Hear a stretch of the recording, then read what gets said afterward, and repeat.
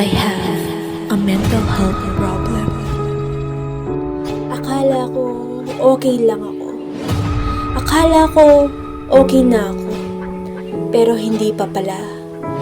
Hanggang sa unti-unti na namang naglalagas ang buhok ko.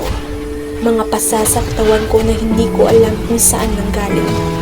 Walang ganang kumain.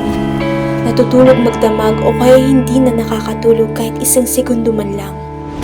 Nawawalan ng gana sa lahat ng bagay.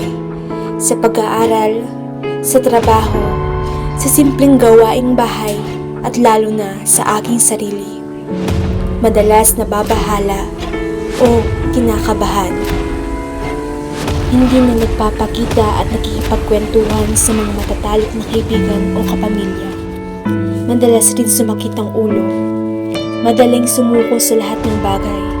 Hindi na umaasa o magmamakaawang mananatili ang isang tao sa akin. Mahirap. Ang hirap-hirap makaranas ng ganito. Hindi rin namin ito ginusto. Akala ng iba, nagkadrama o gawa-gawa lang namin ito. Pero hindi.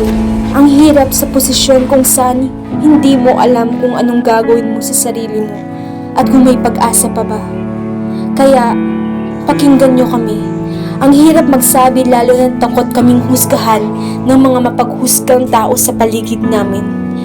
Pero ang isang kumusta ka ay malaking tulong sa isang tao, lalo na sa mga taong nakakaranas ng mental health problem.